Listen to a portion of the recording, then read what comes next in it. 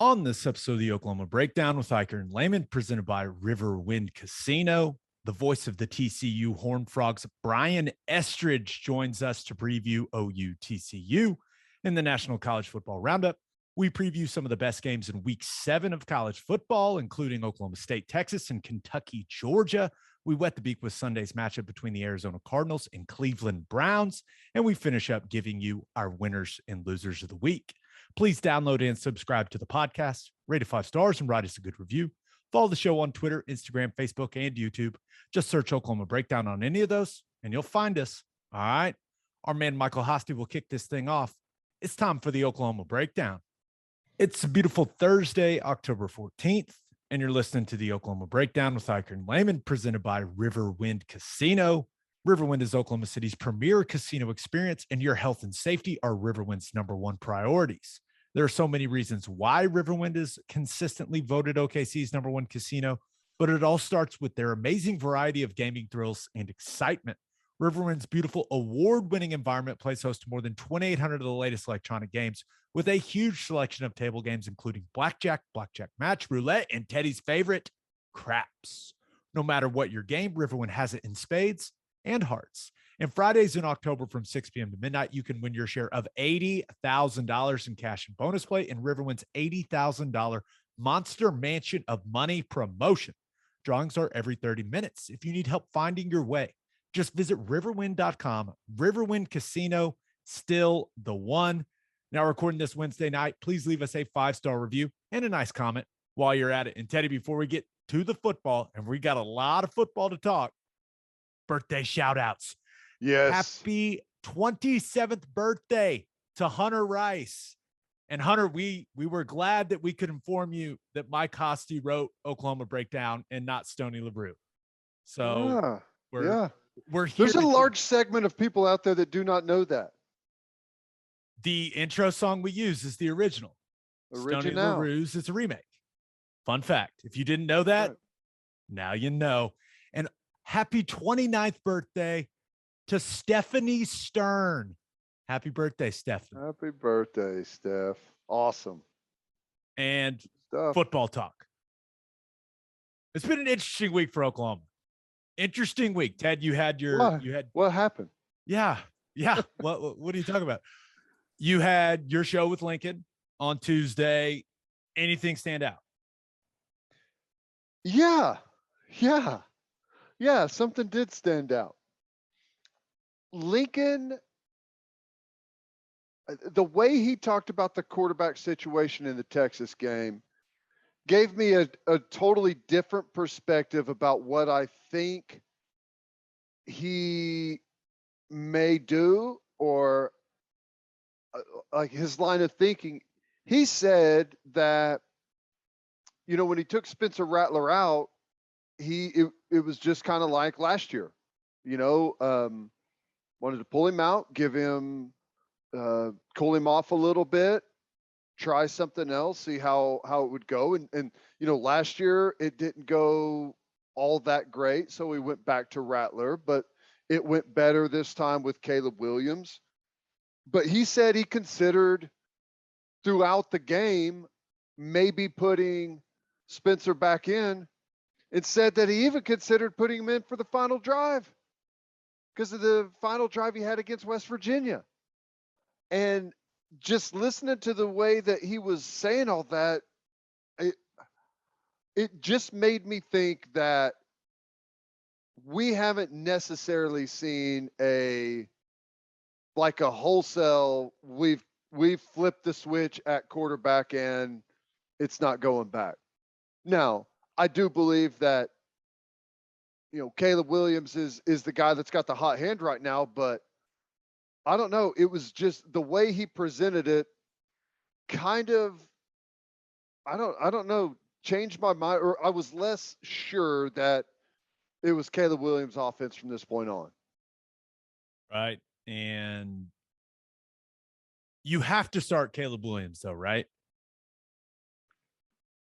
Well, yes, but Lincoln, he loves to screw with people a bit.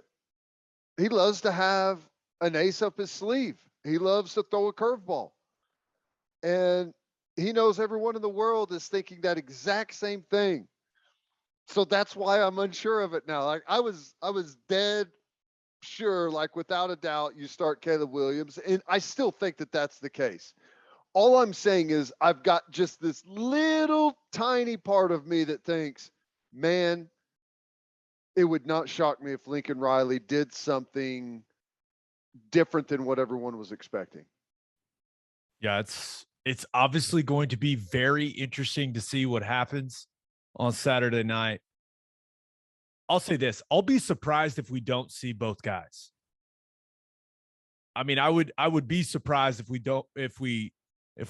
don't see both guys play, but with what happened in the Texas game, and then Ted, I got a question for you.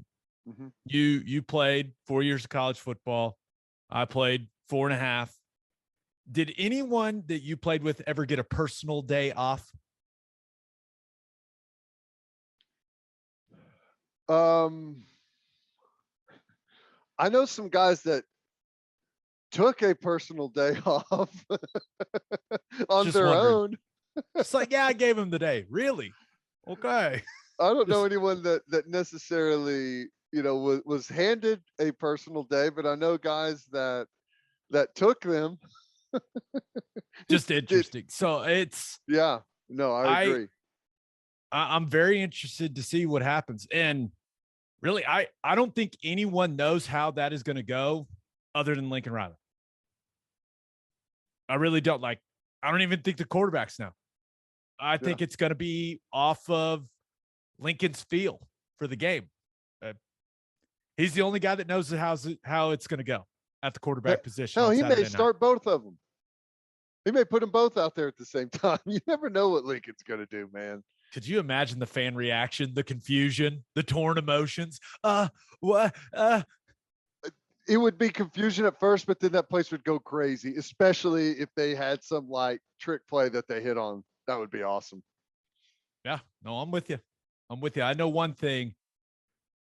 Gary Patterson is having to look through a lot more tape now. Well, he's probably not looking through it. He's probably got GAs doing it for him. But I mean, you got to go back. I'm sure he's looking hard, and he said basically this publicly. He's probably looking pretty hard at that 2019 game, right, when Jalen Hurts was at quarterback.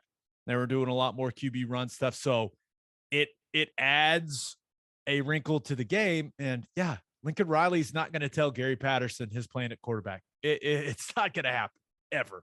You know who wouldn't tell the opponent that what quarterback they were going to play? Gary Patterson. He would never do it if he was in this situation. So little gamesmanship, but yeah, that's all anybody wants to talk about is the quarterback situation. But really, I think it's up to Lincoln Riley. I mean, it's that simple. And the running back situation is interesting to me heading into this one, Ted, because Kennedy Brooks coming off a career performance. Eric Gray did some really good things in the Texas game. He was so close to breaking a couple long ones. It will be interesting to see when Marcus Major starts factoring into the running back rotation. Because, dude, I will say this. After seeing him on the sideline at the Texas game, he has added some thickness to him. I mean, he looks different than Brooks. He looks different than Gray. He looks solid, man. He's a bigger back. So I do think with how powerful he's looking right now, I do think there is a role for him to complement those two guys. I don't know how significant of a role, Ted, but he looks like he can help this football team. I'll say that, man. Well, I mean, since he got here as a true freshman, I think he's an outstanding all-around back. I think he can do it all, and we kind of got to see some of the best of that against Florida and how effective he can be.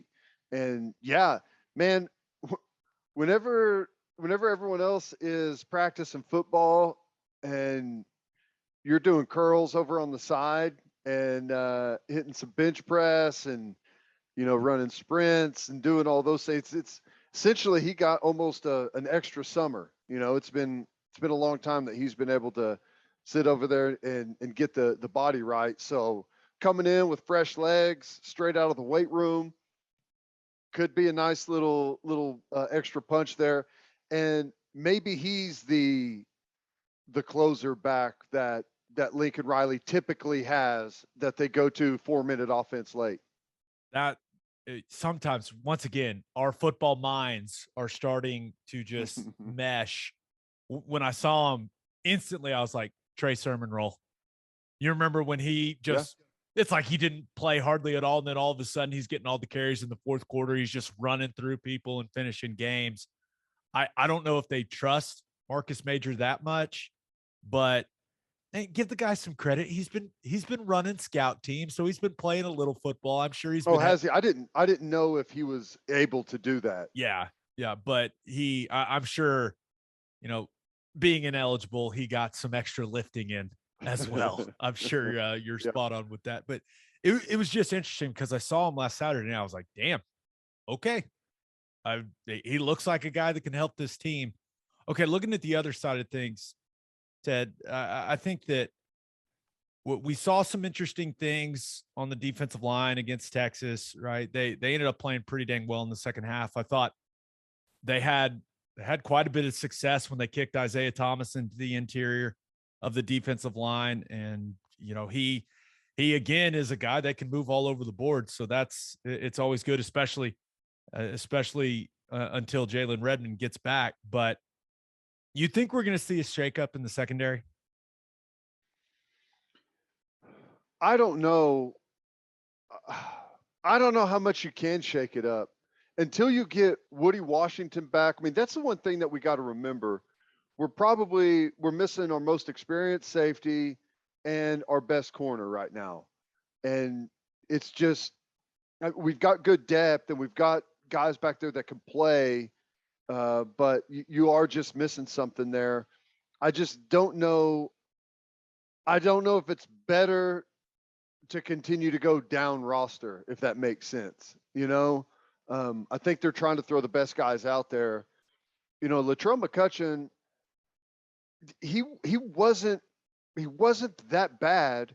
He had a mental mistake on one where he missed the rotation, right? And he's supposed to be the deep third player. And by the time he realized it, it already got run by, and you're not going to make up that ground. So that's not necessarily like, I'm not trying to excuse that. You got to be better. You can't have those mistakes, but that's not like a physical issue like you just can't cover. And the touchdown late was way too much time for the quarterback to throw, and a perfect ball and a great catch, and he was in good position. So I think they're going to be okay. All right, my biggest thing defensively is I think it's time to start shortening the rotation. And at this point, we've got enough data throughout the season to know who our best guys are and who our most productive guys are. And I think we got to start upping the snap count. I mean, it makes sense early on where it's way hotter, right? You're not in great football shape, like game shape. There's totally different feeling between practice reps and game reps. But man, we're 6 games in.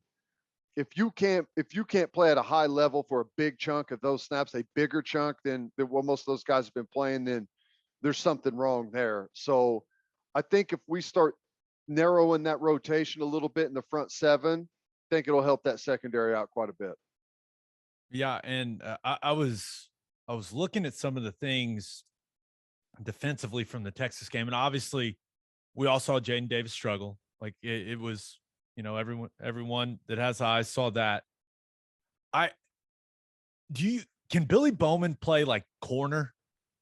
Like not nickel, but like, and I know that they do some things, put some guys in some interesting spots when the offense moves around a little bit, but can he play true corner? Like, because it seems like they're pretty comfortable with Broyles playing at the nickel position.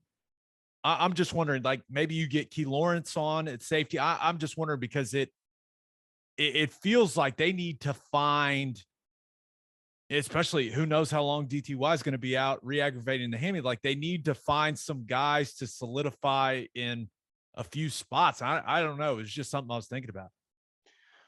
Well, there's no doubt that he's got the speed and he's got the quickness to be able to play corner. Can he? Yeah, I think mentally corner's the easiest position defensively on the field to play of the back end guys like linebacker, safety, defensive back guys. I think mentally, yeah, you should be able to. It's not that hard. You're either man to man with inside leverage or outside leverage. You're a third player, you're a quarter player, or you're a flat player. That's it. There is nothing else. There's nothing else. And whenever you play nickel, blitz, rotation, I mean, you can ask to be a flat player, a third player, like all in the same play with rotation as a deep safety. Now all of a sudden you're up on the line of scrimmage playing the edge as an edge player in the run fit. So mentally, yeah, I don't think there's any doubt. Physically, I know he's got the tools. It's just would they be willing to try that out? I don't know. Yeah, it's just something I was thinking about. Okay, quick scouting report for TCU offensively. They play in 11 personnel a little bit. Sometimes they even bring a fullback on the field, but really it looks like their most dangerous stuff is out of 10 personnel. So meaning 4 wide receivers, 1 running back. At points in time, they get those super wide splits with their wide receivers, kind of like you used to see from Bryles at Baylor. So Ted, when they do that, it becomes pretty hard to disguise what you're doing defensively, right? And I know that Grinch and that staff, they do a good job of coaching their kids up, kind of lining up the same, whether it's going to be, a middle of the field open or middle of the field closed defense. They do a good job of kind of making everything look the same. But when they're that wide, it's hard to disguise things. Yeah, it is. And, I get really frustrated when guys are late to their responsibility because of a disguise. Typically, you might be able to fool a young quarterback, but you ain't fooling the guys on the other sideline or up in the press box. Like they know, they can see where the underneath guys are lined up for the most part. They already know what you're in. So just go ahead and get in it. So I don't think there's going to be a whole lot of disguise whenever they don't have the opportunity. Honestly, last year, I bet if the game was 70 snaps defensively, I bet 60 of them were cover threes, just straight cover 3. Single high safety in the middle, safety down in the box, playing zone, and they just rolled with it. And it wouldn't shock me if they did the same exact thing this year. They know if they stop the run, they're going to be in a really good spot. I think that they'll probably play a ton of either cover 3 or cover 1, which is just man-to-man with a single high safety. I think you're going to get a ton of that from us. No real reason to disguise it. Gotcha. Well, then at that point, it comes down to whipping their ass up front and tackling well. That's it. Unfortunately, number 6 for them is a pretty damn good football player. Zach Evans, tackling that man is not an easy task.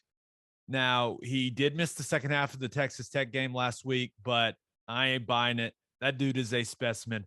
He's going to be on the field on Saturday night. Kendre Miller, not too shabby of a running back either. The quarterback, Max Duggan, he is a threat in the run game and maybe even more dangerous scrambling. But they've got some burners at wide receiver with Darius Davis and Tay Barber. I also expect their big stud wide receiver Quentin Johnston to play in this game. Duggan has been much better pushing the ball down the field this year. No one in the league, no one in the Big 12 has completed a higher percentage of their passes past 20 yards. Mm-hmm. I mean, he's doing a good job pushing it down the field. That's the one thing that worries you is whenever you are playing single high, whether it's cover 3 or man to man, it's the deep ball that worries you. And if Quentin Johnston's in the game, goes about 6'4" and is a burner, and you're out there on the edge, that can be a problem. But the good thing is Max Duggan absolutely stares down his receivers, maybe more than any quarterback I've seen. He almost got one of his players murdered in the game against Texas. He looked off a safety to the same side that he threw the seam ball on. Dang near got the guy killed. If it was 10 years ago, the guy would probably be out for the season. But yeah, that is the thing that worries you, though, throwing the football down the field on us, because we are coming out of the last couple of weeks where that's been an issue. Yeah. So we'll see. We'll see what it looks like. But I'll say this about their offensive line. I've been very critical of them in the last couple of years. This group's better. They're more consistent.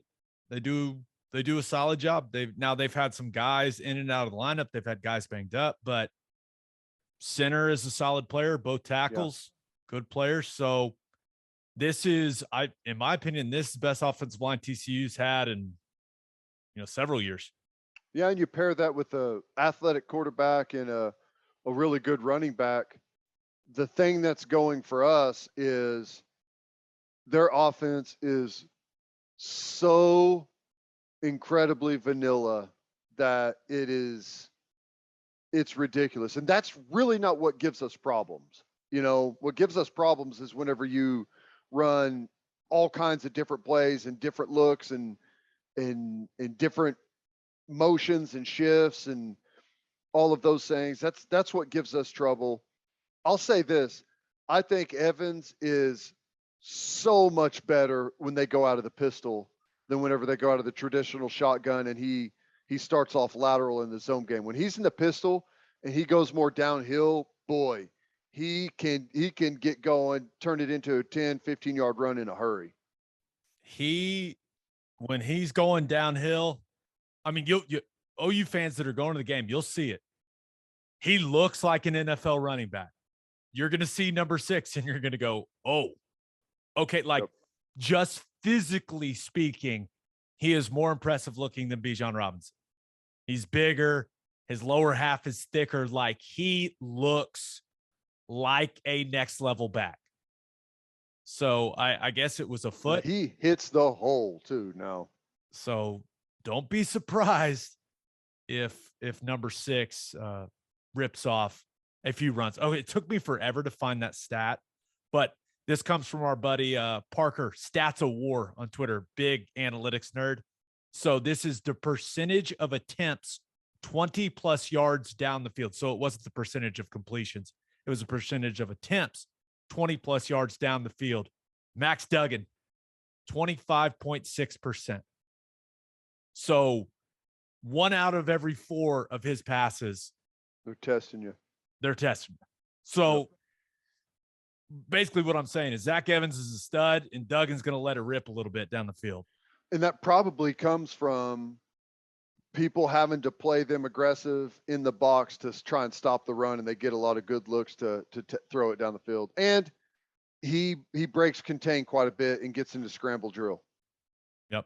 Okay, defensively for TCU this season and the previous seasons under Gary Patterson, the vast majority of the time you will see them in nickel personnel with a 4-man front. So 4 down linemen, 5 defensive backs.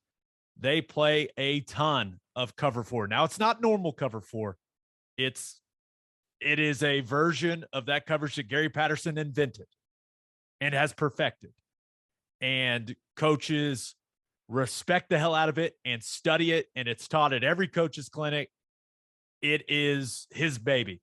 They also play quite a bit of cover 1, but the cover 4, the variations, this little triangle concept that they play, they are just, it's what they do.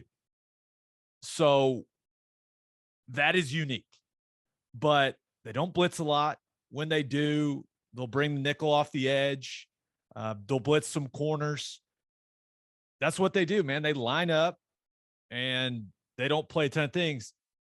But the last couple of seasons when they play Oklahoma, it's not a completely different defense, but they basically play two defenses against OU.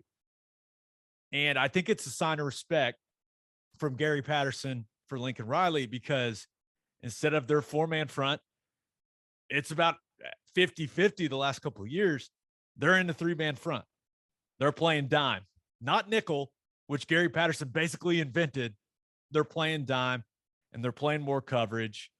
So I would anticipate seeing something like that. So if you've watched TCU this year from a structural standpoint, not the majority, but about half the time it's going to look different than what you've seen this season from them, because they play OU differently. What do you think with the way that our offensive line is played? What do you think is the best way to play them, with a 4-man front or with a 3-man front? I have always been a fan of a 4-man front as a center. It's just much easier, more defined. Yeah. Because everything's more defined. The run angles are easy. That's why, and I think that's why Gary Patterson does some of the things in the 3-man front against Oklahoma, is he knows it jacks up some of the run angles, right? He knows that. And he's an extremely smart football coach. But the reason he does what he does against OU, I think, is he basically looks at Lincoln and said, hey, you love your big shot plays. I'm going to make you be patient. How long are you willing to be patient? And they'll sit in that 3-man front, and it's just like, all right, run the ball. Keep running it. And he's basically going to dare Lincoln again to play boring. Now, Lincoln has also put up some solid offensive numbers against TCU. And I will say this, when it comes to how to attack this defense, anyone that watched the SMU game, well, SMU, I don't know if you know this, but the offensive coordinator's Lincoln's brother. They basically just ran a bunch of plays that OU has torched them with over the last couple of years, and they ran zone and mauled TCU. So I think from OU, you're going to see the zone stuff. I think Lincoln's done a bunch of split back stuff against TCU in the past, going back through the games the last couple of years. And they'll sprinkle in, they showed some better things in the gap stuff against Texas. They're going to carry some of that over. They've killed them in the split backs in the passing game with the backs out of the backfield. Yeah. And then the Hurts year, right? They did some of the stuff just with both of those backs, and then QB run game off of it. Like Lincoln, especially if Caleb Williams is playing a lot of snaps, Lincoln's creativity is about to go off the charts in this game. It is going to be a battle of wits between him and Patterson. Yeah, it's wild. Split backs, whenever if you've got 2 backs in the backfield and you've got 2 wideouts over here and 1 over here, and you play cover 4 to it, well, over here with the 2 receiver side, the safety in quarters has to buy the number 2 on anything up the field. So if you get 1 and 2 up the field, the outside quarter player is bought, the safety is bought, and your overhang player just kind of ends up in no man's land. And the guy in the backfield is the Mike backer, and he's got him everywhere. That's the one thing that's bad about cover 4 is the inside players on that cover. You got 4 deep and 3 under. There's a lot of onus on the 3 underneath players. And if you can clear everyone out and isolate a Mike backer on a running back on a vertical route, it's not very good, especially because you can do a bunch of different things with the back. So it's a good scheme against cover 4. Yeah. Okay. For Call Your Shot, I forgot to put the tweet out. Just realized it. So you guys all that listen, we love hearing what you guys have to say about the game. Just tweet at me. Tell me I'm an idiot. Don't tweet at Teddy. It's not his fault. It's solely my fault. So at Gabe Ikard on Twitter, let me have it. That's all on me. First time in a long time I forgot to put the Call Your Shot question out there. I can tell you what it would have been. Caleb Williams is going to throw for 300 and run for 300 against TCU, and the offense scores 70 points. Yeah, it would have been something like that, right? Probably. To my defense, I was in a hurry to get to a dinner. Normally when I tweet it out, to get to a dinner for my mother's birthday. Oh, how about so that? Maybe when you're insulting me, which I still expect the insult tweets, but when you're insulting me, just keep that in the back of your mind. It was for my mom. So we got a birthday shout out to Hunter Rice and Stephanie Stern, but not to your mom. Becky Pasternak Ikard. 41 again, Mom. Congratulations. Awesome. She's the best. All right, let's get to our preview with the voice of the Horned Frogs, Brian Estridge. But first, the only place to stop when you are road tripping is Love's Travel Stops. Love's has over 560 locations in 41 states, offering 24 access to clean and safe places. And Love's has given us a $25 game day gift card giveaway each week. This is all you have to do to be entered to win this week's gift card. Tweet a picture of you stopping at a Love's on your way to the OU-TCU game this weekend, and make sure you tag the podcast Twitter account and the Love's Twitter account. We'll contact you if you're the winner. Pretty simple. Whatever your road trip needs are, Love's has it. Fuel, fresh food, all the snacks and drinks, including my favorite Java Amore. That coffee is fantastic. Love's also has you covered if you forgot your phone charger or headphones. They've expanded their mobile to-go zone so you can grab any of that stuff there. Make sure you download the Love's Connect app for exclusive offers from today's most popular brands. The Love's Connect app also includes a route planner and store locator. When you see the red neon heart on the highway, stop in and say hi at Love's Travel Stops. For a full list of what Love's has to offer, visit loves.com and make sure you bank at First Fidelity Bank. First Fidelity Bank is a full-service financial institution based in Oklahoma with tailored solutions for all your personal and business needs. Checking accounts, saving accounts, home loans, and much more. They do it all. Whether it's online banking from your computer or mobile banking from your phone, everything is stress-free with FFB. Making mobile deposits, paying bills online, and moving money to different accounts could not be easier. First Fidelity Bank also provides free ATMs worldwide, making banking convenient wherever you are. They also give back to the community. FFB donates a total of more than $500,000 to local charities and educational foundations. Make your life easier and go bank at First Fidelity Bank. Visit ffb.com for more information. All right, here he is. Here's Brian Estridge. It is our pleasure to be joined by the voice of the TCU Horned Frogs. He dabbles in stand-up comedy for a play-by-play guy. He considers himself one of the funniest play-by-play guys in all of college football. Brian Estridge is in the house. I tell you what I am, though. I'll be honest with you, fellas. There's a lot of things that I dabble in, but I am a professional ice cream eater. So there's some things that I will say that I'm an amateur at, but when it comes to Bluebell ice cream, you're looking at a pro, bro. I don't know. I would say that I hold the record for Choco Tacos at the Kansas State press box. So not bad. If you can knock that one out, you got me. Which has to be the only press box in the country that has strawberry milk. It is. Yeah, I mean, it's got to be. No other press box in the country has strawberry milk. It's like I walk in there and I'm like, all of a sudden I'm 8 again, you know? And I'm thinking, if only I had some blueberry cereal, this thing would rock, you know? It'd be so good. If we don't get just straight to it, like this is going to last forever. You know us. All for that. I mean, seriously, I could do cereal talk. If you guys want to do that, I could do 20 minutes of cereal talk. Like Captain Crunch, you know, like if you go Crunch Berries.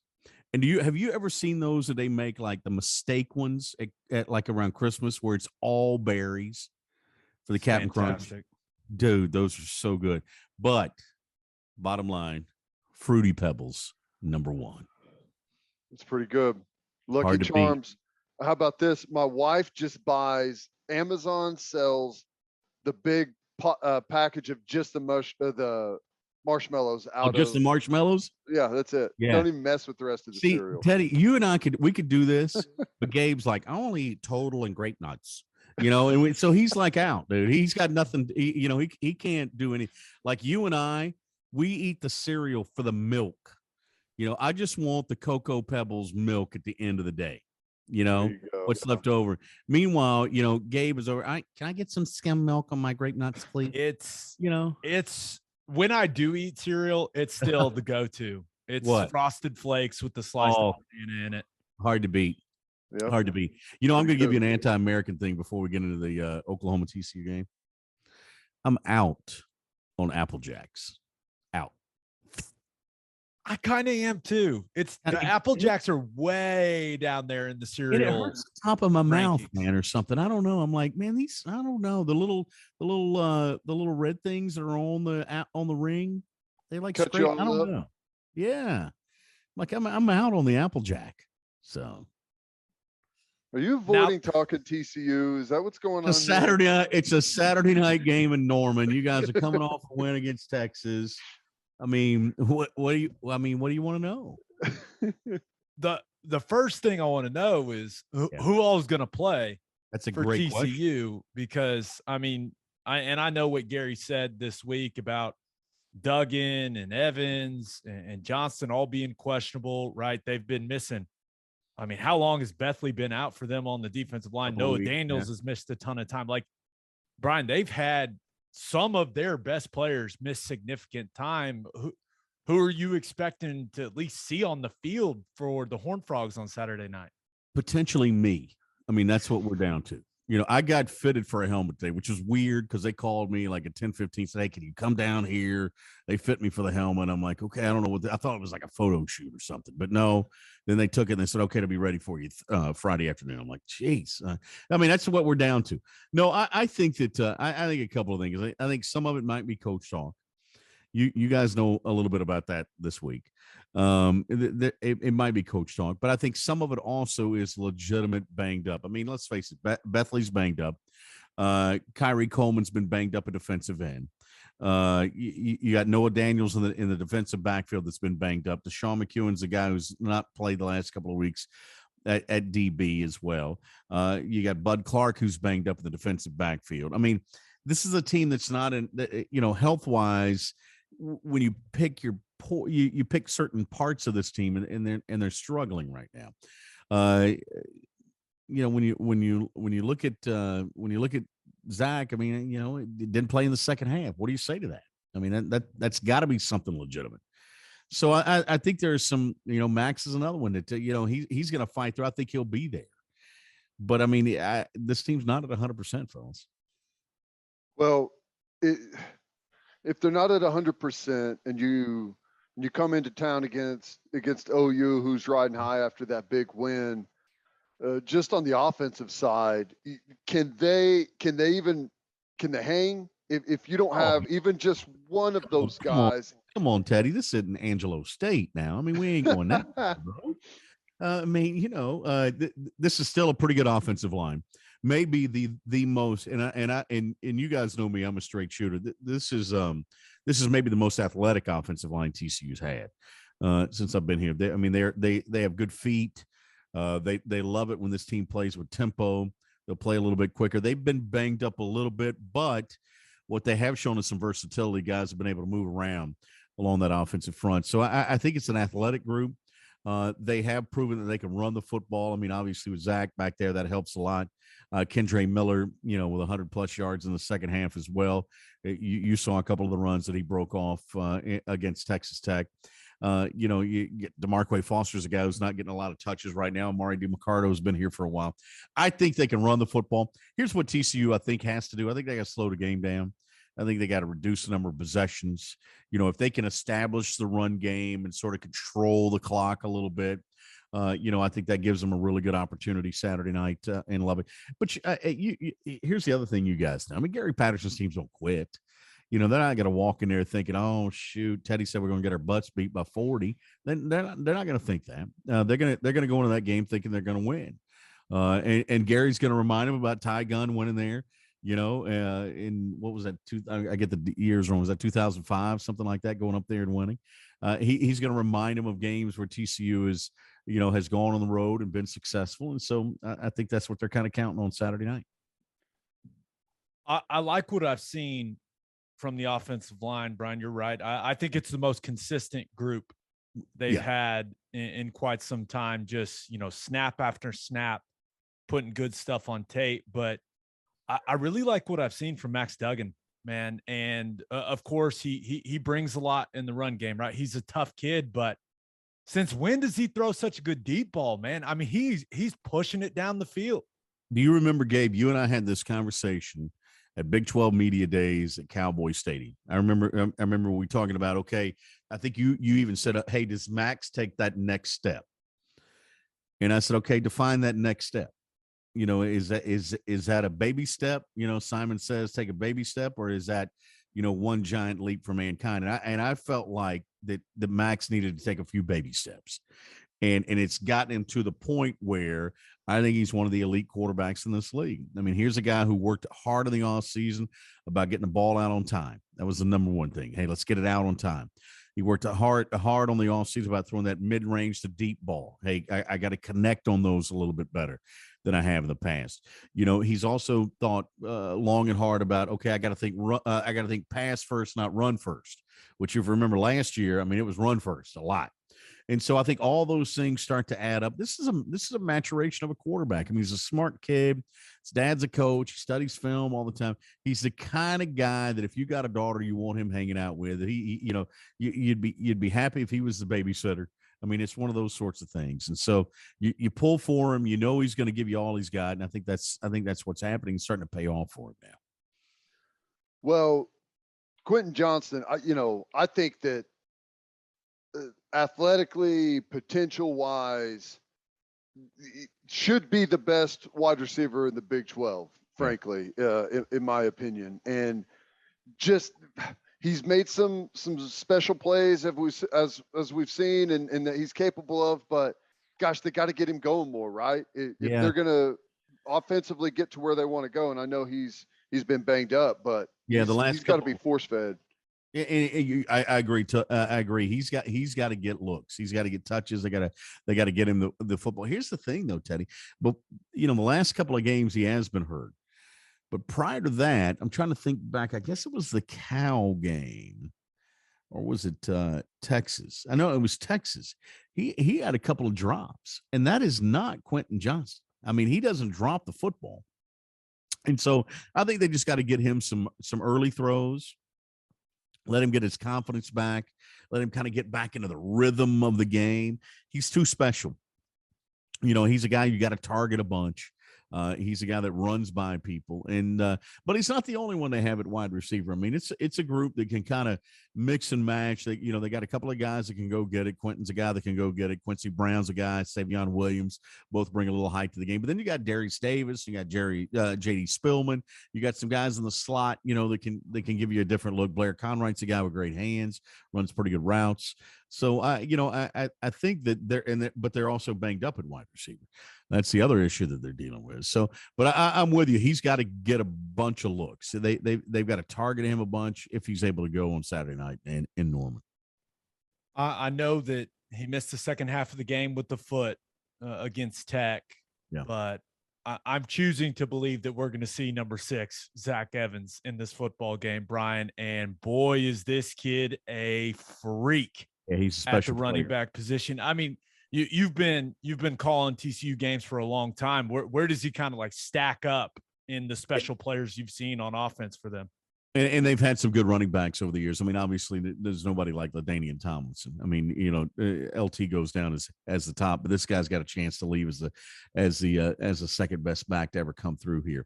I hope Kenneth Davis isn't listening to this podcast. Longtime Buffalo Bill, but he's a special guy. He's a special player. He's done everything that this program has asked of him. And there was a lot of talk about how he came, how he arrived.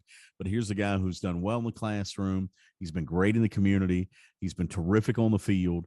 He gets better the more touches that he gets, and he still hasn't gotten a ton. I mean, this isn't like Bijan, who's carrying it 35 times a game. But he still makes a difference. I mean, I think he still has, doesn't he still have the best yards per carry average of an active player in college football right now? I mean, this guy's averaging 8 yards a touch.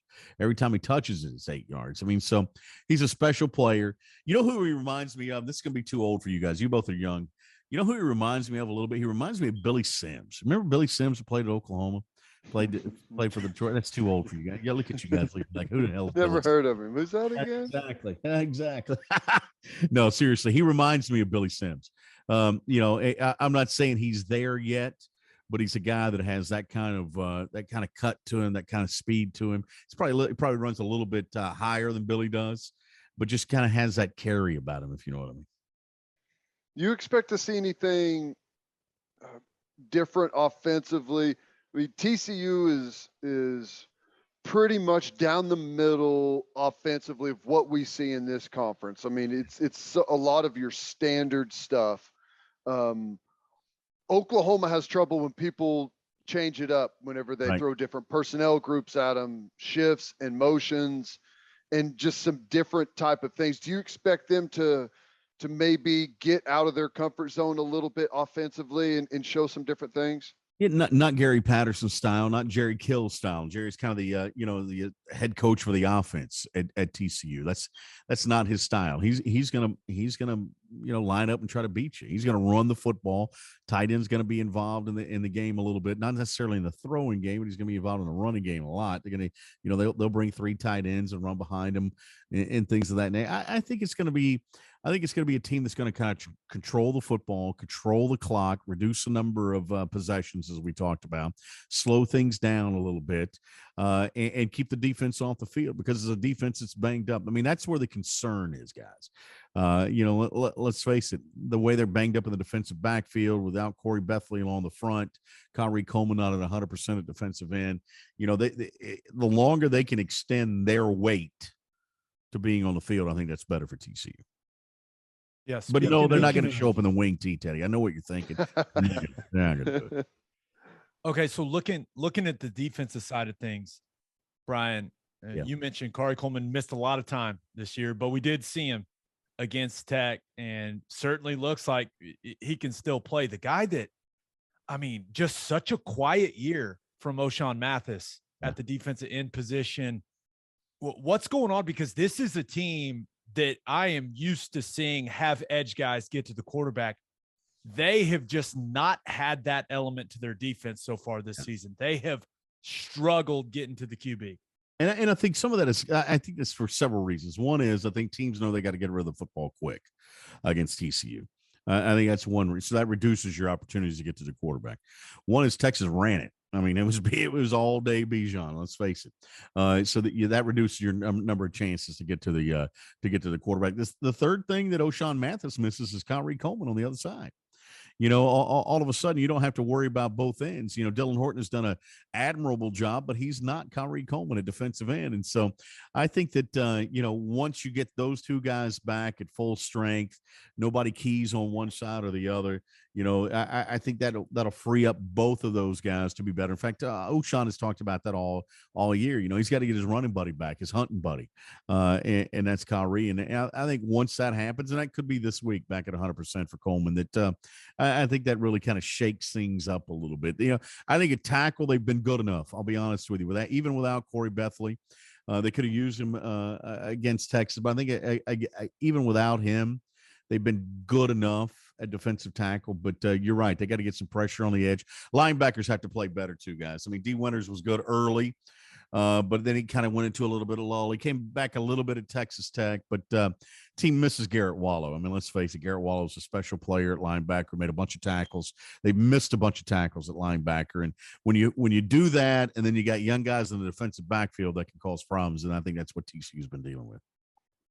What's the talk down there about defending quarterback at Oklahoma? We got 2 different guys that offer 2 totally different looks. I mean, one guy is an absolute animal running the ball. The other guy's more of a pocket guy. What has that discussion been like this week? Well, it really hasn't been that. It hadn't had to be that too much of a discussion, because we read the Oklahoma Student newspaper and they said Caleb Williams is the. Am I wrong? I mean, the paper said Caleb Williams. I mean, I'm looking at my chart. I Caleb Williams running with the ones. Am I wrong there?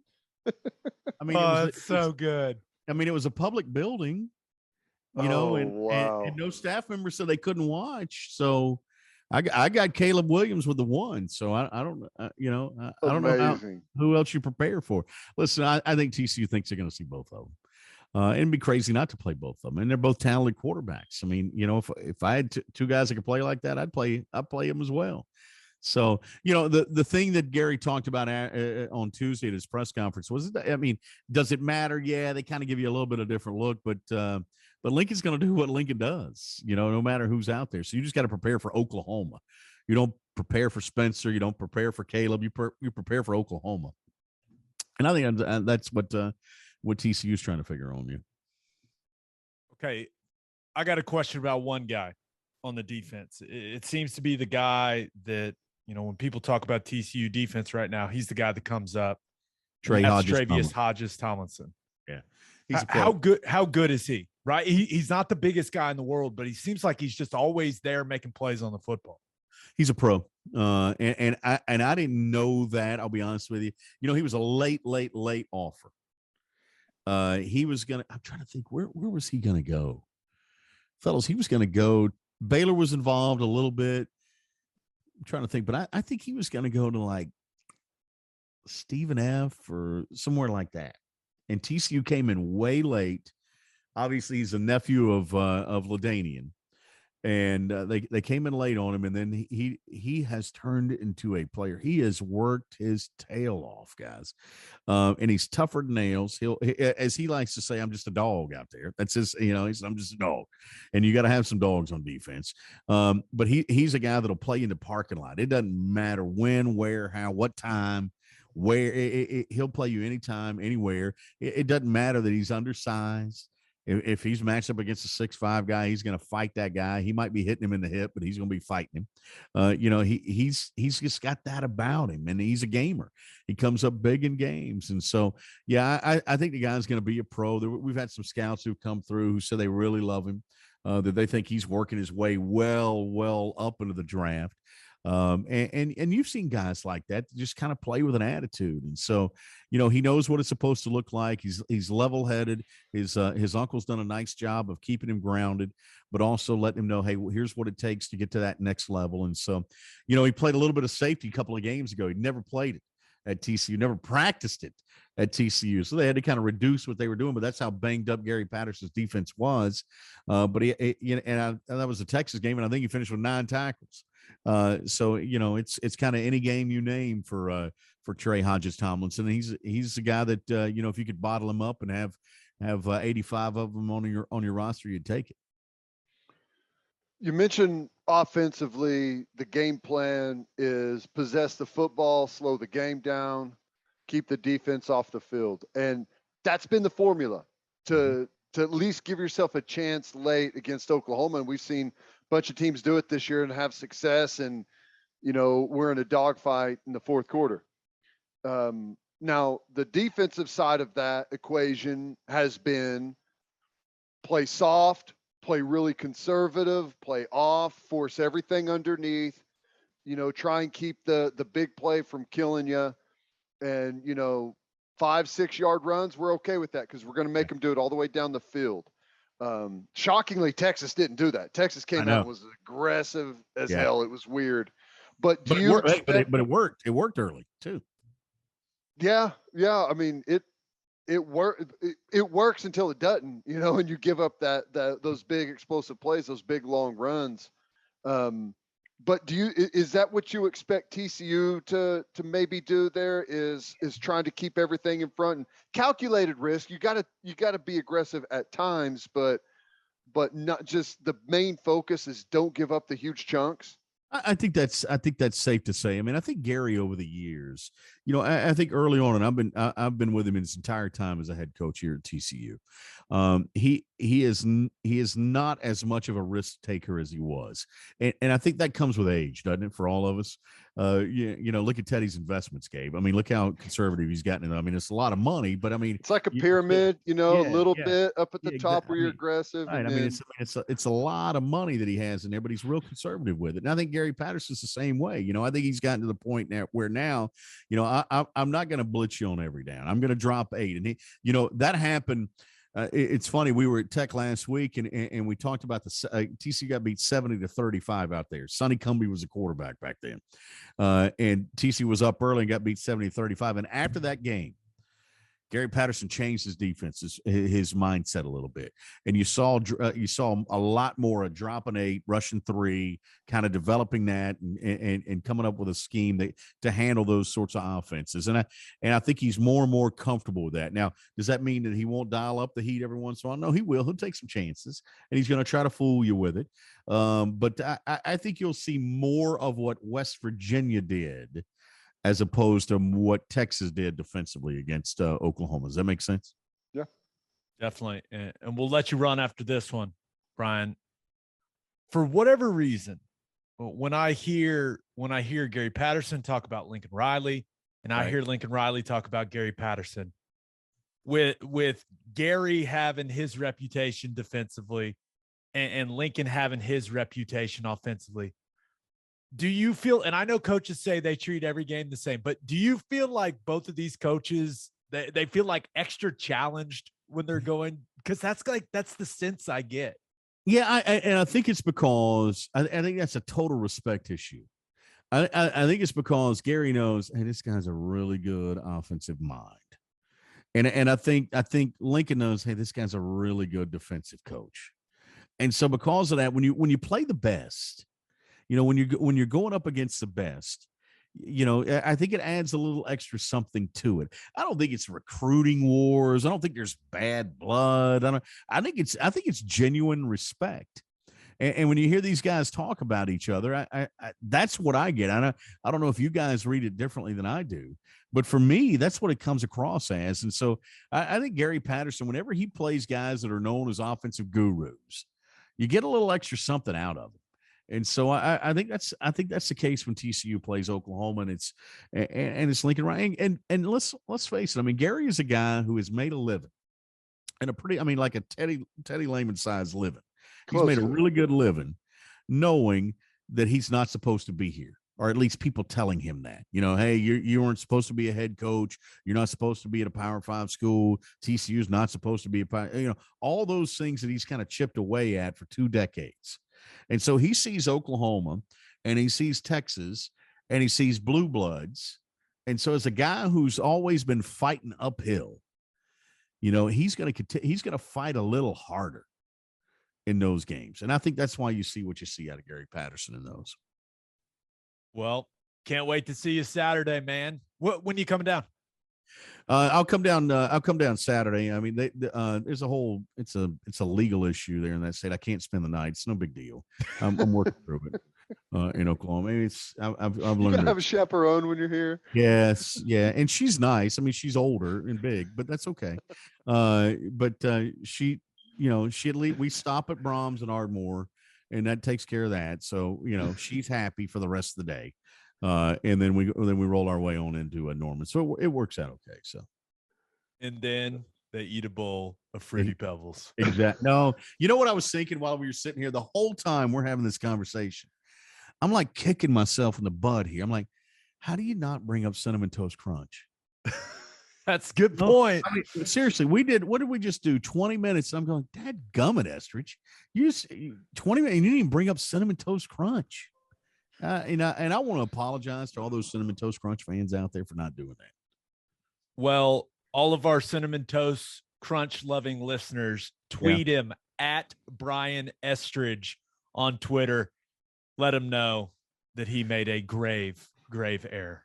I got a text from Toby this morning with a list of provisions he needs from the city. I'll bring those on Saturday. So he's okay. Brian, I love you, man. We'll see you Saturday, buddy. Thank you. All right, fellas. See you Saturday. Estridge is the absolute best, man. Love that guy. He's awesome. Nothing but jokes. I was worried that that was going to go off the tracks and it was going to be like a 45-minute interview, which would have been fine because Brian's hilarious. But I was like, oh no, oh God. You're trying to rein it in there. Just pull us back a little bit. Keep us focused here. He's the man, though. Gosh, he's funny. All right, let's get to the National College Football Roundup. But first, do you own a business? If you do, you need Insurica in your life. Insurica is one of the country's largest insurance brokers with 30 offices throughout Oklahoma, Texas, and the Southwest. Insurica is able to customize programs by accessing the latest information from many insurance carriers. They compare and contrast coverage offerings and pricing in order to design a cost-effective, comprehensive program to meet your business's specific needs. Insurica's clients become best-in-class businesses by working with Insurica's team of advisors to manage risk. Purchasing insurance is only one way to protect your business. Best-in-class businesses win by avoiding a loss in the first place. If your business partners with Insurica, you'll save huge amounts of money and take back control of your total cost of risk. I'm an Insurica client, and you should be too. If your business wants to be best in class, connect with Insurica at insurica.com. That's INSURICA.com. And here is the moment you have all been waiting for. Take it away, Ted. 3, 2, and 1. Guys, it's still warm outside, and you know what that means. It's hard seltzer season. And there's only one hard seltzer that we drink on this podcast, and that is Sonic Hard Seltzer from Coop Ale Works. It's perfect for any occasion. We drink it by the pool, at the lake, and at the tailgate. You can buy 12 packs of the iconic Sonic drive-in flavors like cherry limeade and ocean water, or you can grab a citrus variety pack or a tropical variety pack. Find it at your local grocery, convenience, and liquor stores. Oh, how you feel? I don't know what happened. If anyone, Teddy did an ad read. He did it. And this is going to make, we literally got an Apple podcast review. Title, Teddy, it's time. The listeners need Teddy reading the seltzer ad. It came from Kuhn123. So there you go, Kuhn123. Yes. Hope you're happy, buddy. How'd it feel? You good? Everything all good? I think it went okay for the first time around. There was a couple of problems in there that I've got to work on, but I think we'll get it. For the first time, not bad. Okay. You can make it your own. That's your read now. That's all you. You got it. Okay. All right. National College Football Roundup. Number 12, Oklahoma State. Yeah. They didn't play last week, but people may have forgot. They're number 12 in the country. Undefeated. Oklahoma State at number 25, Texas. Texas a 5, some places 5.5 point favorite. This game is so interesting to me, man. I mean, Texas coming off a physically taxing and emotionally devastating loss where they blew a 28-7 lead to their arch rival. Oklahoma State had a bye week. They were getting fresh. They were getting their legs back under them. And I'm sure they are feeling rejuvenated. And they've had 2 weeks to prepare for this Texas team. Now, just from what we saw in Dallas, Texas' offense, they have found a rhythm, right? Bijan is legit. I mean, he's going to rip off long runs. I mean, there's just no stopping it. Xavier Worthy, he clearly can take the top off of a defense. And even though he got hit a ton, like Casey Thompson he's playing some good ball, man. Almost 400 yards and 5 touchdowns, no picks. That typically wins a game easily. Typically. So sorry. How unfortunate that they didn't get it done. But after what we saw Kennedy Brooks and OU do against Texas's defense, I can't imagine, Ted, that OSU is going to change their formula that's been working for them. And that formula is run the rock with Jaylen Warren, limit the number of times Spencer Sanders has to throw the ball, and play great defense. I think this is going to be a great game. I don't trust Spencer Sanders at all, but maybe Tay Martin bails him out and goes up and grabs one, high points it, and prevents him from throwing an interception to Texas. But I have trusted Oklahoma State's defense up to this point. Couple weeks to prepare, getting a little healthier. I don't think I can bail on him now, Ted, especially being a road dog, which they're the higher ranked team. They're probably going to feel a little disrespected as well. And I picked Oklahoma State to finish ahead of Texas before the season in the Big 12. So I've got Oklahoma State. Yeah, I think I'm leaning the same way. The running game, Texas, they just have a hard time, man. Defensively, they don't tackle well. I mean, Overshown plays his tail off. He's a really good player. But outside of that, they don't tackle very well. And if you're not going to tackle well, then you're going to give up a bunch of yards in the running game to Oklahoma State. I think it's close. I think it's much lower scoring than our game with them was. And and I know this is a huge ask, but as long as Spencer Sanders can't have really bad turnovers for them, if they can limit that, I think they probably win the game. Let me ask you something. It's an 11 o'clock kick. Will let's say Oklahoma State goes down there and handles business and looks good doing so, and Texas can't stop them running the football.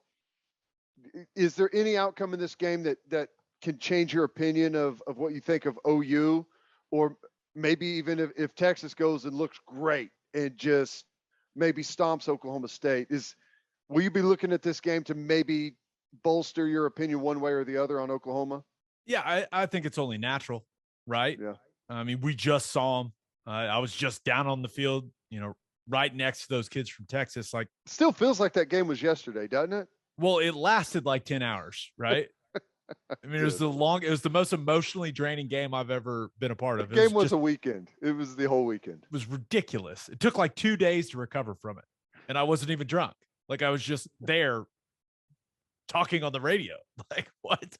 But I will, and I think so. Mike Gundy, and he said this publicly, they played good defense. He knows this is a different kind of test than anything they've seen up to this point, right? He basically has said, hey, we're going to find out what we're made of defensively against Texas. If OSU goes out there and holds Texas to like 14 or 17, I'm going to be looking at the Oklahoma defense going, yeah, okay.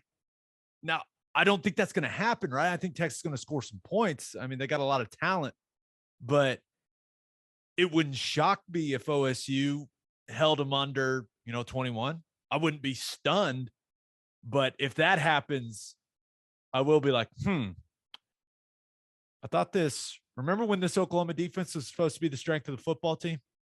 Texas offense didn't look great against TCU. I mean, Bijan ran it well, but and TCU gift wrapped them a couple of scores in that game with special teams mistakes. Yep. And terrible turnovers. Turnovers. So, I mean, that's why I'm so interested in that game. Because not only I think we're going to learn about Texas, we're going to learn a lot about Oklahoma State, but I think you're right. I think there's going to be something to take away from that game for OU. And I guess we'll find out if it's positive or negative. Yeah. I don't know. It would be kind of a gut punch to my confidence if Texas goes out and does not look good against Oklahoma State. And I got to imagine that everyone else probably feel the same way. Yeah. But everyone will say, no. Texas plays OU better. You know that. We True. get Texas' best shot. That's true. But it would be nice if Texas went out there and scored some points. Right. They just put up 48 on OU. Just saying. Okay, next game. Number 11, Kentucky. You heard that correctly. Number 11, Kentucky at number 1, Georgia. Georgia is a 23-point favorite. My God. Battle of two undefeated teams. And let's show, before both of us pick Georgia to win this game, and we talk about how their defense is going to shut Kentucky down, because that's where this is headed. Let's show Kentucky some love. We love our man, Mark Stoops. Mm-hmm. They're coming off back-to-back wins over Florida and LSU. I mean, that is big time for Kentucky. Some people may only know their quarterback, Will Levis, for eating weird stuff on the internet. If some people may say he put mayonnaise in coffee and drank it. It was really weird. But he also had 5 touchdowns against LSU. And he can run it a little bit. He's tough. Like, he's fun to watch. But Kentucky, this is what they're known for now. They're known for their play along the offensive and defensive lines. Like, they have made a reputation of being tough-ass dudes along the line of scrimmage. And they're putting a bunch of dudes in the league. So just a reminder, Kentucky had more draft picks than OU last year. Yeah. So yep. I mean, it's not like they don't have any chance. They've got a top 20 defense. Like they're playing good defensively. Chris Rodriguez is a really good running back. How good, you ask? He's leading the SEC in rushing. Wan'Dale Robinson, he's having a career year at wide receiver for him. That all being said, they're playing the best team in the country in Athens, Georgia. I expect Kentucky, even though I think Chris Rodriguez is a good player, I expect him to struggle running the football against that Georgia defense. I expect them to continue their dominance. We'll see if it's our boy Stetson or JT Daniels. I would go with Stetson Bennett. I like what he brings as an athlete to the position, but they're just going to hand it off to the law firm of running backs. White, I can't even speak. White, Cook, Milton, and what's the last one? McIntosh. Even though I think McIntosh had a hammy last week and didn't play, but whoever plays quarterback will make the necessary throws. Georgia's going to win the game. That's a disrespectful spread to Kentucky, though. Jeez. It is. It's a different level right now with how well Georgia's playing. They've hit their stride. And Kentucky, ton of respect for them. It is a disrespectful spread, 23 points. My question is, if it is Stetson at quarterback, does he have double-digit throws in the game? Yes, because I do think, like, Kentucky, dude, they have, I mean, they got a physical football team. Like, they are going to battle at the line of scrimmage with Georgia, and whoever plays quarterback is going to have to throw it around a little bit. If Stetson Bennett has more than like 12 passes, they don't win that game by 23. I agree with that. I don't think they're going to win it by 23. They may win it by 21. If they're up by a big margin, like they will not throw the football at all and not give them a chance at all to stay in the game. White, Cook, Milton, and McIntosh, the Georgia law firm of running backs. Okay, so normally this part of the pod, we do 3 games at least, right? Those are the obvious 2 on the slate, week 7 of college football. So I picked, I was looking at the other ones, and there's not really any other great games. BYU at Baylor is interesting, but that game lost a lot of sizzle with BYU losing to Boise last week. Ole Miss at Tennessee. Our boy Heupel, he's scoring some points. I mean, maybe that's more interesting. We got Farmageddon, Ted, in Manhattan, Iowa State. Both teams coming off a bye. See what Skylar Thompson looks like health-wise. See what Iowa State's talking about, right? I still think at the end of the season, they're going to be right in the middle of the picture of the Big 12. But how about number 20 Florida at LSU? And I do not really care about either of these teams. I think it is well documented, sir, how you feel about Dan Mullen. People still bring that up to us all the time. But I don't have any interest in talking about Emory Jones. Okay, he's fine at quarterback. You know, he's an athlete. He's fun to watch at times. But I also don't have much interest in talking about Max Johnson and LSU's offense that is not functioning the way that they expected it to function, especially since Keyshawn Boutte is out for the year. He was what made me want to watch LSU. Yep. But this is interesting because LSU is 3-3, and it's really starting to feel like Ed Orgeron's job is on the line. This is a guy that won a national championship 2 years ago. It's to that point, right? Yeah. A year and a half ago, really. I mean, they never should have gave him the contract they gave him. I don't feel sorry for LSU at all whenever they have to pay a gargantuan buyout. Everybody knew what was going on there. Everyone knew what the situation was. Happened to pull together the right pieces at the right time. Everyone knew it was going to be a one-off year. You knew that you were going to lose Brady to some other coaching position somewhere. You knew it was going to happen. So when they gave him that huge contract, I knew it was a massive mistake. So, yeah, I honestly don't think he makes it through the year. I don't. But, I didn't expect that he was going to make it much longer anyways. Whenever all the stuff started leaking out, a lot of times you can kind of tell what's going on whenever your own school starts leaking out details of investigations going on around the school. That's usually a pretty good hint. And I'm sure that stuff's going to start popping back up here anytime now. And I don't know, that job's going to be interesting. Whoever takes it, that one thing you can say about LSU, man, it's usually a one shot type of season, but every 3 or 4 years, they're going to put together a squad that's going to be really tough to beat.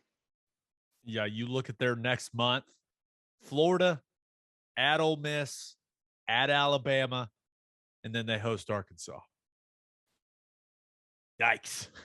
I mean, yikes. Tough. So it's going to be tough. We'll see. But that game's interesting because Coach O he's on a burning hot seat. We'll see. All right, let's get to Wet the Beak. But first, are you unhappy with the surface around your pool? Are you not pleased with your patio? Soft Rock specializes in installing safe rubber surfacing for pools, patios, gym floors, and other outdoor spaces. Soft Rock's rubber safety surfacing provides a long-lasting surface that is impact and slip resistant, fully customizable, and virtually indestructible. Local business owners Heidi and Cody Clark are avid OU fans that are driven to help you with all of your pool and patio surfacing needs. Visit softrock.com/OKC. That's SOFTROC.com/OKC for more information. The Clarks also own the Driveway Company. The Driveway Company has tailored solutions to eliminate all of your driveway problems. They can repair cracks, clean and seal your rotting grass-filled joints to prevent water damage, ultimately saving you thousands of dollars in future repairs. Visit thedrivewaycompany.com/OKC for all of your driveway repair needs. Learn more about Soft Rock and the Driveway Company by visiting their Facebook and Instagram pages or by calling 405-294-9834. And don't forget to send your kids to Bishop McGuinness Catholic High School. Bishop McGuinness Catholic High School has a long tradition of educational excellence with a 12-to-1 student-to-teacher ratio. No student is overlooked. Bishop McGuinness's college prep curriculum offers 22 AP courses. There are numerous clubs and organizations for students to join. And as a proud member of the OSSAA, there are 14 sports offered. If you want to provide the best possible educational and spiritual development for your children, contact Bishop McGuinness Catholic High School or visit bmchs.org. Financial aid is available. Only one game to pick for Wet the Beak in the NFL this weekend. Cardinals, Browns, Kyler, Baker. Browns are a 2.5-point favorite at home in Cleveland. Cardinals come into this one as the only undefeated team in the league. That Cleveland offense was great last week against the Chargers, even though for whatever reason people want to say Baker sucks. In fact, they are I believe the only team ever to lose a game when scoring 40-plus points and not turning the football over. Teams were 463-0 before they lost that game to the Chargers. So, yeah, no, but it's Baker's fault. Okay, got it. But Cleveland's defense, it got carved up by Justin Herbert and the Chargers. And Kyler and the Cardinals, that wide receiver core, they're looking good. And they're looking to do the same thing that the Chargers did to Cleveland's defense. Now, the Cardinals aren't going to have some call it the most important position in football, which is center. Some say quarterback, some say center, but Rodney Hudson, stud center for them, not going to be able to go in this game. That is, I'm not sure people realize how big of a loss that is, how good of a player he is, and how good of a career he has had. He's been outstanding, but we'll see if James Conner and that run game can get going. He's having a nice season. it may come down to whether or not that defensive front from the Cardinals can slow down Cleveland's running game, Ted, because that's what Cleveland wants to do, right? That's their offense. Not going to help that Chandler Jones has tested positive for COVID. And I think it's safe to assume he won't play in this one. It seems like a gray area, but you would assume he's not going to play. That clearly is a huge loss for that football team. Yep. I agree. I think Cleveland wins the football game. It's supposed to be like rainy and colder all through the Midwest on Friday, Saturday, and maybe into Sunday. That turf in Cleveland is already excruciatingly slow. I think that's going to slow Kyler and that offense down. I think it's going to be a Cleveland run game. Like they're going to put on a display with that running game. Baker's not going to have to air it out a ton, although as he proved against the Chargers, he still can. But I think it's going to come down to who has the best defensive running game, and I still think it's Cleveland. Am I crazy? And I know the Cardinals are undefeated. Am I crazy to think that Cleveland's a better football team? Like, just I think they're a better team, and that's why they're going to win the game. No. I know it's a don't week by week so. league, but I mean, just the way that their roster is built, I think they have a better team. I would probably feel differently about this game if it was in Arizona. Not just that it's a home game, but played indoors. And I know that's not a turf field, but I think that suits Arizona. It's a super fast track. Have you ever played in there? We played. I played UConn in a Fiesta Bowl in there. Oh wow. Okay. Yeah, so remember when UConn had a football team? Yeah. It's rock hard and it's really, really fast. And I think that suits the Cardinals offense way better. This game is going to feel like a Midwest football game with thick grass and wet and gray skies. I just feel like that suits Cleveland the way they play right now. It's going to be their type of football game, I believe.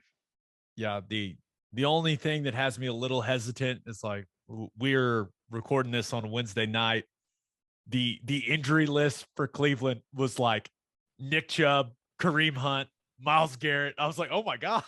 So we'll see what they end up looking like once Sunday rolls around. But I did hesitate a little bit when I saw their injury report. But then for the Cardinals, it was like Chandler Jones probably out, Rodney Hudson out. I was like, okay, I feel good about taking the Browns to cover that 2.5. Yeah, no, I like it. I do think it's going to be a lower scoring football game though, so it's probably going to be really, really tight. 2.5. I would say Browns win it by a field goal. Yeah, NFL kickers have been really reliable lately. So what could go wrong? Great. All right, let's get to our winners and losers of the week. Ted, as always, kick us off. Who do you have as your winner of the week? It's got to be Daniel Snyder, doesn't it? You've got 650,000 emails sent or looked at for this investigation that is supposed to be a confidential investigation, yet you get leaked emails on John Gruden, not with the Washington football team, now leaked emails on Shefty and how he's writing an article and having someone okay an article before he puts it out there. You've got all this being leaked, but nothing on Snyder has been leaked, and it was fined $10 million in the process of this investigation. I don't know. I'd say that somehow he's covered his tracks amazingly well, and nothing has been leaked anywhere on him. My guess is his time's coming. You have to assume, right? Are they just taking care of each other? It's the good old boy club, the owners, and Like it's not going to see the light of day. I don't know. I feel like they've been trying to get rid of Daniel Snyder for forever now. I know that's true. It's true. I don't know. I don't know why, but it all just seems so strange. And no way am I trying to defend anything on Gruden. Absolutely not. It just seems strange of everything that's been looked at that is what gets leaked. And the manner in which it went down, it was also really weird. Like there's a leak. He addresses it. He apologizes. He coaches a football game. He does a press conference after the football game. And it's like, okay, well, I guess they're going to roll with this. And it's like, oh, no, you're not. Here comes a whole nother trove of things that are leaked out. I just think it's weird how it's all gone down and nothing on Daniel Snyder. Really interesting. It's been confusing from the Snyder standpoint. Like, yes, I will not lie. I've thought multiple times, like, really? Nothing from Snyder? Like, that guy seems like the worst. And this whole thing is because the culture in his organization is so terrible and there's nothing on the guy. Well, it's all confidential. It's all confidential except for Gruden. Seems weird. Seems weird. Probably a good lesson.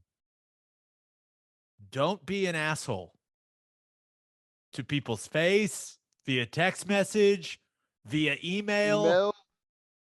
Anything else? Social media? Carrier pigeon. I have just be a good person. Things, carrier pigeon. Yeah. Stop sending that crazy stuff via carrier pigeon. No, did you see Brandon Staley, the coach from the Chargers, address it today? You got go find that video. It's really cool. It's really cool. And I think a lot of people are becoming Chargers fans, and it has a lot to do with Justin Herbert, but also after people see that video of him talking about this whole situation, he's going to gain some fans. It was very well done. But yeah, John Gruden, be a better person, man. And this once again, this leads to just me going back to one of my life mottos, man. Play stupid games, win stupid prizes. Just be nice to people. It's not hard, man. It's not. And I think I'm saying man so much because I'm talking about Gruden. Man. Come on, man. Come on. All right. Daniel Snyder, they're coming for you. It's coming. I'm telling you. But he has to be the winner right now that he's skated through this thing super clean. Somehow squeaky clean. Like the most disliked guy in the NFL, except for Roger Goodell, probably. And squeaky clean. Interesting. All right. Who do you have as your loser of the week? I had to go with James Franklin. And it's really the whole situation. It's not necessarily James Franklin.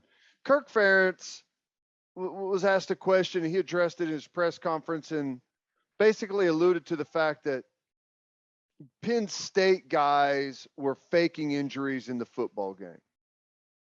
And then James Franklin was asked about it, and he pulled some piece of paper out of his pocket and went into some big long spiel about everything. But here's the thing, man. If you lay on the field and stop play and then come back in the game on the same series or even the next series, I'm pretty much saying that you're faking an injury, or you just lack any amount of toughness at all. And that's really my frustration is when you lay on the football field, not every time, but almost always you are saying, my day here is done. I get annoyed whenever I see guys laying on the field, walking off, grabbing a Gatorade, getting a squirt, and then jogging back on the field 2 or 3 plays later. That is one of my biggest pet peeves. Did you see how Kurt Ferentz phrased it? That the crowd was booing them because they smelled a rat. Thought that was so funny. But you know what I'm saying? I mean, and I get it that the offenses, but Iowa's not like an up-tempo offense or anything by any means. And I understand whenever an offense is just like running you up and down the field, like you've got to figure out a way to slow the game down. And I know that that's one of the ways that people do it, but I don't know. I am just not a fan of that at all. Yeah. Faking an injury to slow down an up-tempo team is known as the Von Miller around the Ikard household. Yeah. And he admitted, I was teammates with him in Denver. He admitted to doing that. So was that 2010? 11? 11? I don't know. It was at Kyle Field. Habron snapped the ball over Landry's head the first play of the game. Not good. Because 11 was at home. That's when Broyles got hurt. Yeah, that sounds right. Yeah. I don't know. We've gone down a weird rabbit hole here. Yeah. But if you're faking an injury on a football field, or if you're not even faking it, but you lay there and have people come out, walk you off, and you come back into the same series, loser. All righty then. You're such a tough guy, man. I love it. You probably drink. You never did that. Did you ever do I never that? got hurt. I actually, the one time I actually got hurt was my rookie year, third preseason game. Blew my knee out, and You're done. I was on the ground. I was like, that doesn't feel good. The trainers started coming out. I got up and started walking to them. They're like, you okay? And I said, pretty sure I just blew my knee out. And the look on the trainer's face is like, what? I was like, yeah, I think, like, I was like, something's really wrong. And and I walked over to the training table. But that was just my experience. I don't consider myself a very tough dude. I mean, I'm pretty soft, let's be real, but I don't know. Maybe I am tough and I just don't know it, Ted. Look at me. You're a lot of people, and I've heard this thrown around out there. People think you're a hard ass, just straight up football guy. That is when, if my wife heard that, my God, she would laugh. That's hilarious. All right, Mr. Hardo Lehman, you're probably a whiskey or bourbon drinker if I had to guess. So you should stop what you're doing. Head to your favorite liquor store and buy some Balcones products.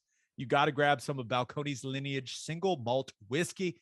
It was just voted one of the top 20 whiskeys in the world by Whiskey Advocate, and you'll be shocked by how affordable it is. Also, you got to snag some of Balcones Baby Blue Corn whiskey. It's made from blue corn. That's the fancy corn, and that's why it has won more than 25 awards. Last but certainly not least, you got to buy some of Balcones Pot Still Bourbon. Its big flavors make it the perfect bourbon to drink year-round. In 2012, Balcones Single Malt won the Best in Glass competition, beating brands like Johnnie Walker and Macallan, and became the first American distillery to win the competition. This stuff is the real deal, people. If you love great whiskey and bourbon at a great price, then Balcones products are the only way to go. The whiskey may be made in Texas, but the owners are from Oklahoma. To find a liquor store that has it, visit balconesdistilling.com. All right, for my winner of the week, thought about going with Adele, man. Our girl Adele announced that her new album dropping November 19th. So start getting your emotions ready, Ted. She's been off for a long time, right? For like new material, 3 years. Yeah. And she put a statement out about it, like announcing the date.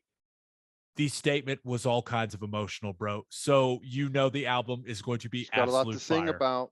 Got a lot to sing about. I can't wait. I also thought about going, whoever makes those pregame graphics for the Vegas Golden Knights. Did you see that thing? Awesome. That was crazy. Yeah. Well, like there was a human knight, the Golden Knight, and he was out there in the middle of the ice, and he was slaying a virtual Kraken that was being displayed on the ice. Like, I mean, it was awesome. Melted and fell apart and went under the water. It was awesome. I was watching. I was like, I think I want to go to a Vegas Golden Knights game. Have you ever heard their national anthem? Oh, where they just sing it as loud as they can? Well, the person sings it, and then whenever they get to the word through the night, everyone like screams night, and then it's back quiet again. It's awesome. That's cool. I haven't seen that. How have I not seen that? I feel like I've missed out. But winner of the week, Germany. Bet you didn't see this coming. Huh. Germany. Oktoberfest? Oh, hey, that added to it. Yes, that helps. But the National Football League has announced that they're going to start playing some games in Germany. So we've had Mexico City, we've got the London game, and now we're getting a Germany game. There are 3 cities that have been named finalists: Dusseldorf, Frankfurt, and Munich. I don't know why I said first one. Dusseldorf. I don't know why I said it like that. I have no idea. I don't even know. Like, what was that? It was ridiculous. It was awesome. The winning host city will be announced at the Super Bowl. So how we feeling? Like another NFL game to watch at about 9 a.m., maybe 9:30 on a random Sunday? Here's the thing, and I don't know. So you're too young, but I played in the NFL like right whenever NFL Europe was. It was still going, but maybe for like 1 year, and then it came to an end whenever I was in the league. Germany, huge football fans, huge. So I think they had 3 or 4 teams there and had massive fan reaction and people going to watch the games. Loved the players. The players were like superstars in Germany when it was going on. So it doesn't shock me that they're doing it in Germany, and it's going to get a much better response than it has in London. Dusseldorf was the home of the Rhine Fire in NFL Europe. Frankfurt was the home of the Frankfurt Galaxy in NFL Europe. So two of these potential host cities, they've done this before, but and they kept it going. Like after NFL Europe stopped, they tried to keep it going with their own league and teams in Germany. We could make a trip out of this, like college football. I would love for it to be late in the year, right? College football season's over. Go to Germany, drink just a ridiculous amount of beer, watch an NFL game. Doesn't sound terrible. Sounds fantastic. It'll probably be cold, but it's cold here. Who cares? You'd fit right in with the way you say Dusseldorf.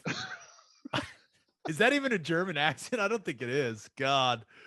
Oh, that's horrible. People are going to turn that up and be like, all right, I've listened to enough of this.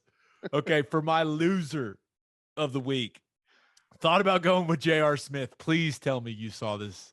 I know you did, but he played in his first college golf tournament, right? He played 3 rounds. Didn't go particularly well for our man J.R. Smith. Finished 29 over. Finished 81st out of the 84 players that were participating. So he played bad, right? You know, maybe a little nervous. First tournament. It was hosted by like Elon or something. Those nerds ended up winning, I think. But the poor play was not the worst part for our man J.R. Smith, because I believe it was on the 3rd hole. He hits his tee shot. It goes through the rough into some pine straw and goes up to his ball. He's got his push cart, right? And as he's going up to his ball, push cartwheel right on a hornet's nest. The Hornets, of course, did not enjoy that. They come out, he's flailing, right? He's running and getting stung by hornets. That is an incredible story. I mean, the fact that happened to him, like to J.R. Smith of all people in his first college golf event, it's like it's made up, man. Like I couldn't believe. I checked 3 times to make sure this was not an Onion article. I swear. I felt bad for him. I saw the video. I've actually had a similar experience at Jimmy Austin. I got, because Yellow Jackets they're in the ground is where the nests are, and I got hit on the leg. I was wearing shorts and I got stung. It does make it a little bit difficult to finish a round of golf. It's a pretty bad sting, but it's one of those things that just you're thinking about it for like the next 2 hours because it's just constant. I felt bad for him. He's already knows that everyone's going to be watching and talking about what he shoots. Like, he's got more pressure than anyone else out there playing in that tournament, honestly. You know what I'm saying? And to add that, it's like, oh my God, of course this happened, So I hated that for him, but it can't go worse next time, right? The tough one is out of the way. Right. I mean, I guess he could shoot a worse score, but it's highly unlikely that he encounters a hornet's nest again. I don't see that happening. I don't think he'll encounter a 29 over again even. I hope not. I hope he does well. I really I'm really hoping like at the end of the year, we're talking about J.R. Smith just like balling in college golf. That'd be awesome. Because I think it's such an awesome story that he's doing that. He's doing the school. All of it's awesome. So I hope he doesn't get frustrated by it. Yeah. But my loser of the week, the Oklahoma City Thunder doubters. Yeah, I watched preseason basketball. Thunder get a nice win over the Denver Nuggets. And the reason I say the Thunder doubters, right? I've been listening to a lot of different things, people talking about the win totals for the NBA season. And this one, the Thunders, I got this from FanDuel, 22.5 wins, Teddy, is the total for the Thunder. And remember, last year only played 72 games. They went 22-50. I'm telling you, they're winning 23 games. It may be 23 right on the nose, and the point differential is going to be real bad. But I'll tell you, like, Dort looked good tonight. I mean, basically, the guy can float in the air. And now, hey, 3 of 4 from 3, looks very comfortable shooting the 3. Like, I think we're to the point where it is no longer an accident when he hits threes. Like, he's going to be a decent 3-point shooter this year. Baisley poured in 16 points against the Nuggets, and I know it's preseason basketball. I understand that. But he hit a couple threes. Shai Gilgeous-Alexander, man, he's smooth, man. I'm not sure he needs to handle the ball as much as he is currently. I think he can do some things off the ball, but we'll see. We'll see where it goes. But Josh Giddey, that's what I'm excited about. Anyone that watched that game tonight saw the sweet, smooth little reverse layup, put up another 14 points. He looks like he belongs out there. So I'm just excited, and I'm telling you, over 22.5 wins for the Thunder. Suck it, haters. Do you want the good news or the bad news first? I'll take the bad first. Just punch me right in the face and then make me feel better. The bad news is you can't just throw a tanking season or group of seasons onto a fan base that's been winning at a high level for an extended amount of time. There has to be a warm-up period. Last season was a warm-up period for the tanking era, okay? It was the warm-up. And frankly, they screwed around last year long enough to cost them some spots in the draft. Not happening this year. Shai Gilgeous-Alexander is going to have a nagging hamstring and lower back and may have to have thumb surgery. Something. He's going to miss 3/4 of the season. That's just how it's going to go. And he will have to go to Dusseldorf for treatment. Yes. Yeah, he'll be out of the country. He's going to have to get like a stem cell treatment or something out of the country. The good news is that with this information, I'm making you a lot of money by betting the under win total. Okay, so you're saying that At least let them win 23 games, man. Come on.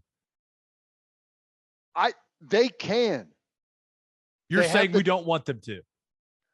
I'm saying they don't want them to. We don't want them to, and they don't want them to. They are capable of the over. You are correct. There's no doubt they're capable of the over. But they don't want the over. We don't want the over. They've got enough picks. I want to watch them win. Damn it. I know. I understand. It's going to take some time. I understand. But I get excited. I'm sorry. Hey, You're right. You're right.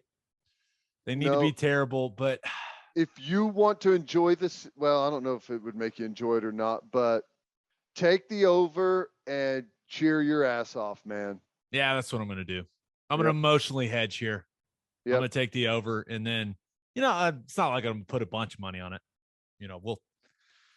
Well, how much fun do you want? How much do you want it to mean every night? Okay. If you want it to mean a lot, you're going to have to invest in this thing.